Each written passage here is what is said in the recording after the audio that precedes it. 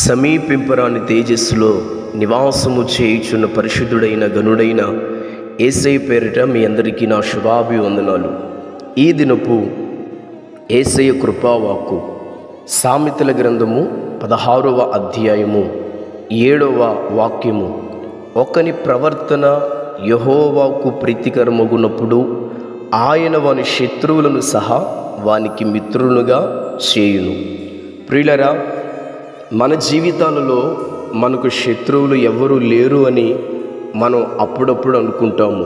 కానీ శత్రువు అంటే మనకు విరోధముగా లేచిన వారు కాదు, మనమంటే నచ్చని వారు కాదు, మనలను వ్యతిరేకిస్తున్నవారు అంతకంటే కూడా కాదు. ఈరోజు మనలను వెంటాడుతున్న అనారోగ్యమే ఒక శత్రువు, మనలను వెంటాడుతున్న మన బలహీనతయే ఒక శత్రువు, మనల్ని వెంటాడుతున్న సమస్యలు, శోధనలు, ఇబ్బందులు, ఇరుకులు, వస్త్రహీనత అవన్నీ కూడా మనల్ని ఈ రోజున వెంటాడుతున్న శత్రువులు.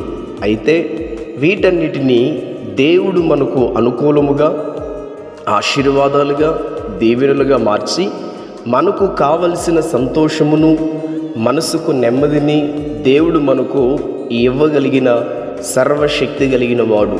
అందుకు మనం చేయదగిన పని ఒకటే, మన ప్రవర్తన, మన స్వభావం, నడవడిక సమస్తము దేవునికి ప్రీతికరముగా మార్చుకొనుటయే.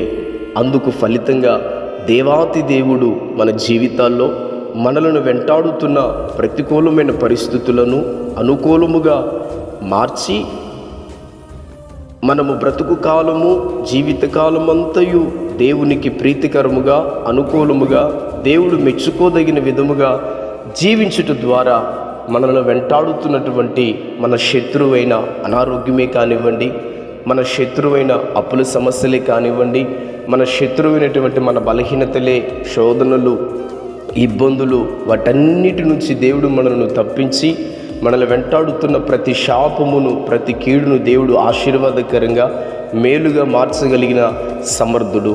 అందుకనే ప్రియులరా, ఈ చివరి దినాలలో బ్రతుకు కాలమంతయు, జీవితకాలమంతయు మన ప్రవర్తన, మన బుద్ధి, మన స్వభావం సమస్తము కూడా దేవునికి అనుకూలముగా ఉండేటట్లు, దేవునికి ప్రీతికరంగా మనం బ్రతికేటట్లు మనం జాగ్రత్తగా మన ఆత్మీయ విశ్వాస జీవితాలను సరిచేసుకుంటూ మనం ముందుకు కొనసాగాలి.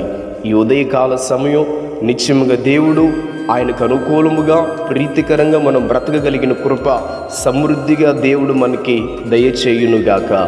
ఆమేన్.